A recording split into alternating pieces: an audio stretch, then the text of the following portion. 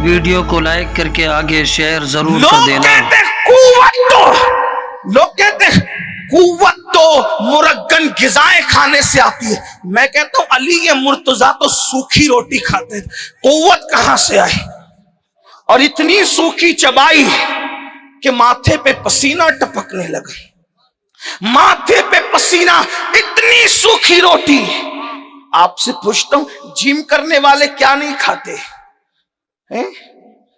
پھر بھی اگر ان کو عامر کے قلعے کو پیدل دوڑا دو تو ہانپنے لگے، ہائے ہائے کرنے لگے۔ میں ان کا کوئی مذاق نہیں اڑا رہا ہوں، مجھے تو وہ نوجوان پسند ہے جو جم کرتے ہیں، لیکن وہ آدھے ادھورے ہیں۔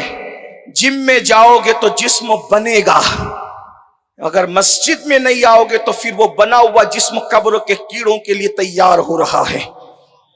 لیکن ہمیں آپ سے پیار اس لیے کہ آپ محبوب کے امتی ہو، جسم بنانے کا بھی مشورہ دیتے ہیں لیکن بچانے کا بھی مشورہ دیتے ہیں۔ جم میں جاؤ گے تو جسم بنے گا، مسجد میں آؤ گے تو جسم قبر کے کیڑوں سے بچ جائے گا، کفن بھی میلا نہیں ہوگا۔ مسجد میں آؤ جسم سلامت رہے گا، کہ کہنے والے نے کہا ہے نا کہ زمین میلی نہیں ہوتی، زمن میلا نہیں ہوتا، محمد کے غلاموں کا کفن میلا نہیں۔ آج عشق قوت پیدا کر، عشق آپ نے سوچا کبھی اگر کسی کے سینے پر سیل رکھ دی جائے اور کھڑا ہو جائے مرے گا نہیں؟ توجہ آپ کی، میں آپ کو 1450 سال پہلے لے جا رہا ہوں، توجہ آپ کی۔ کسی کے سینے پہ سل رکھ کر انسان کھڑے ہو جائیں، دم گھٹ کے مرے گا نہیں؟ بولو مرے گا کہ نہیں مرے؟ لیکن حضرت بلال نہ مرے، حالانکہ سینے پہ سل رکھ کر نیچے انگارے ہیں، اوپر سل ہے، آدمی کھڑا ہوا ہے اور اوپر سے چابک برس رہے ہیں۔ بلال زندہ کیوں ہے؟ قوت عشق سے۔ عشق کی قوت کتنی مضبوط ہوتی ہے۔ بلال حبشی کو گردن میں رسی ڈال کر کے مکے کی زمین پہ گھسیٹا جا رہا ہے، لیکن حضرت بلال مسکرا رہے ہیں۔ بولو کسی کو زمین پہ گھسیٹو تو کیا وہ مسکراتا ہے؟ یہ طاقت آئی کہاں سے؟ آدمی روتا کب ہے مار کھانے سے؟ جب برداشت کے باہر ہو جائے، اور برداشت کے اندر تو نہیں روتا۔ اسی لیے بچے کو ایک تماچا مارو تو روتا ہے کیونکہ اس کی طاقت کم ہوتی ہے، جوان کو تماچا مارو تو اثر نہیں ہوتا کیونکہ اس کی طاقت زیادہ ہوتی ہے۔ تو آدمی روتا کب ہے؟ جب برداشت کے باہر ہوتا ہے۔ بلال کو کھینچا جا رہا ہے پھر بھی مسکرا رہے ہیں، مطلب کیا؟ ابھی بلال کی طاقت کے اندر ہے۔ بلال کو لٹایا جا رہے انگاروں پر پھر بھی مسکرا رہے ہیں کیونکہ بلال کی طاقت کے اندر ہے۔ بلال کے سینے پہ جب وہ سیل رکھ کر آدمی کھڑا کیا جا رہا ہے کیونکہ اب بھی بلال کی طاقت کے اندر ہے۔ بلال انسان ہے نا انسان۔ ابھی آپ نے سنا قاری صاحب سے کہ 70-75% پانی تو سب کے یہاں ہے، آخر پانی اتنا قوت والا نہیں ہوتا کہ برداشت کر سکے۔ اگر پانی میں اتنی قوت ہے تو چلو تم بھی برداشت کر کے بتاؤ، کیونکہ تم بھی تو بشر ہو، مگر بلال برداشت کر رہے ہیں۔ کیوں؟ اس لیے کہ جس میں پانی ہے اس میں گوشت کا لوتھڑا لٹکتا ہوا دل ہے، اور اس دل میں خدا کا محبوب جب بس جاتا ہے تو انسان فولاد سے زیادہ طاقتور نظر آتا ہے۔ اسی لیے جرمنی کی خاک چھاننے والا مفکر ڈاکٹر اقبال اپنی قوم کو پیغام دیتا ہے، ہتھیار کے پیچھے دوڑنے والوں، اتنے ہتھیار دنیا میں کبھی نہیں بنیں گے کہ سب کو ہتھیار میسر آئے، مل بھی جائے تو چلانا سب نہ جانے۔ اقبال نے کتنا خوبصورت مشورہ دیا، قوت عشق سے ہر پست کو بالا کر دے، قوت عشق سے ہر پست کو بالا کر دے، دہر میں اسم محمد سے اجالا کر دے۔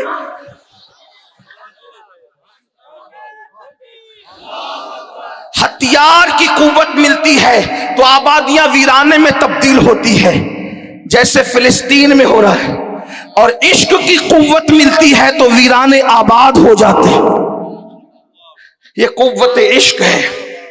ایک بات کہوں، 10 مشرکین اگر کھڑے ہو منکرین اسلام، آج آپ کا جم کرنے والا پہلوان چھوکرا بھی جانے کی ہمت نہیں کرتا۔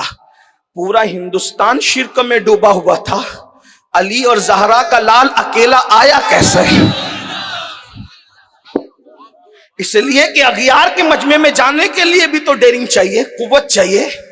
بغل میں قرآن دبا کر، کندھے پہ مسلح رکھ کر، ہاتھ میں تسبیح لے کر وہ آیا کیسے؟ یہاں تو ہتھیار والے شکست کھا کے جا رہے تھے. توجہ ہے آپ کی؟ آپ نے، میں کوئی نئی بات نہیں کر رہا ہوں، اور راجستھان والوں کو تو اس کا تجربہ شاید روز سنتے ہوں گے کہ راجستھان کی اکڑ قوم ایسا مزہ چکھایا تھا ہتھیار والوں کو. میں کوئی بکس میں نہیں کہہ رہا ہوں، بلکہ دھول چٹائی تھی. دھول اتنی اڑیل قوم تھی، اور ایک فقیر جس کے ہاتھ میں تسبیح تھی، بغل میں قرآن تھا، کندھے پہ مسلح تھا، لیکن پیشانی سے ندا آ رہی تھی، تیری نسل پاک میں ہے بچہ بچہ نور. پیشانی نور سے چمک رہی تھی.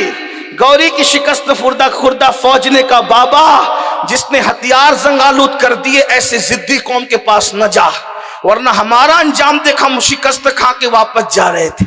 اس مرد قلندر نے کہا تم لوہے کے ہتھیار لے کر آئے تھے، معین الدین عشق لے کر کے جا رہا. یہ قوت عشق ہے. اور قوت عشق نے کیا کمال دکھایا. ہتھیار ناکام ہو کر چلے گئے، لیکن قوت عشق کی جب تلوار اٹھی تو 90 لاکھ بھی عاشق بنتے ہوئے نظر آئے. توجہ فرمائیے ہے آج ہمیں ضرورت کس بات کی ہے. چونکہ میرے پاس ٹائم کی قلت ہے، مجھے کبھی بھی اپنی گفتگو مکمل کرنی پڑے گی، اس لیے میں آپ کے سامنے ایک روایت پڑھتا ہوں تاریخ سے. آپ عاشق کیسے بنیں گے؟ عاشق بننے کی دعوت تو ہم بار بار دیتے ہیں. عاشق کیسے بنو؟ آنکھوں میں چمک کیسے پیدا ہوگی؟ دل میں نور کیسے آئے گا؟ کیسے طاقت آئے گی؟ عشق کی نعرے تو ہم بہت لگا چکے، عشق کی باتیں تو بہت کر چکے. عاشق کیسا ہوتا ہے؟ آئیے مجھے ایک عاشق نظر آ رہا ہے تصورات میں. آج سے 1400 سال پہلے کا جوان ہے. ایک بات بتاؤں، اللہ کے رسول کو جوان بہت پسند تھے. حضور جوانوں سے بہت پیار کرتے تھے. اقبال کی شاعری کا عنوان بھی جوان ہے. حضور کو بھی جوان پسند تھے. میرے آقا فرماتے ہیں جوانوں کی عزت کرو، کیونکہ جب ہم نے نبوت کا اعلان کیا تو بڈھوں نے رد کر دیا، جوانوں نے قبول کر لیا. اسی لیے دیکھیں حضور کے ساتھ جتنے لگے تھے سب جوان تھے. حضور علیہ السلام خود بھی جوان تھے، صدیق اکبر بھی جوان تھے، فاروق اعظم بھی جوان تھے، عثمان غنی بھی جوان تھے، مولا علی بھی جوان تھے، سعد بھی جوان، سعید بھی جوان، طلحہ بھی جوان، زبیر بھی جوان، خالد بن ولید بھی جوان، بلال حبشی بھی جوان، ابو ہریرہ بھی جوان. وہ جوانوں کی ٹیم تھی. اور حضور تو رہے آخری دور تک کے ظاہری طور پر جوانی. 10 بال بھی داڑھی کے سفید نہ ہوئے تھے، 10-12 بال، اور حضور دنیا سے تشریف لے گئے. اللہ کو گوارا نہ ہوا کہ میرے محبوب پر ویسا بڑھاپا آئے جیسے لوگوں کے اوپر آتا ہے. اللہ نے محبوب کو بڑھاپے سے بچایا. تو حضور جوان تھے، جناب جوانوں کی ٹیم تیار کی. سعد ابن ابی وقاص کہتے ہیں میرے چہرے پہ داڑھی کے بال بھی نہیں نکلے تھے، تب میں نے رسول اللہ کے ساتھ احد کے میدان میں مکے والوں سے جنگ کی تھی. سب جوان تھے. جوانوں قوت عشق پیدا کرو. قوت عشق وہ ہے کہ حبشی آقا بن جاتا ہے. تاریخ میں آتا ہے کہ فاروق اعظم جیسی ہستی حضرت بلال کو کہتی تھی یا سیدی بلال. جس دن بلال کا وصال ہوا فاروق اعظم کہتے تھے آج ہمارا آقا دنیا سے چلا گیا.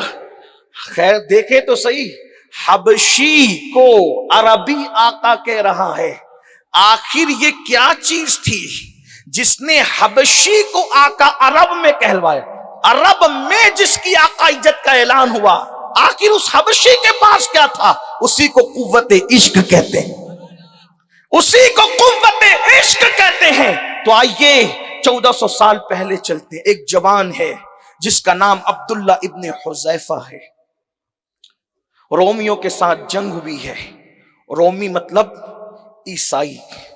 عیسائیوں کے ساتھ، رومیوں کے ساتھ جنگ ہوئی ہے، اور حضرت عبداللہ ابن حذیفہ اور ان کے ساتھ کثیر تعداد میں جوانوں کو گرفتار کر لیا. منکرین اسلام کی یہ سازش رہتی ہے کہ مسلمان نوجوانوں کو مارنے کی بجائے ان کا مذہب بدلنے کی کوشش کرو.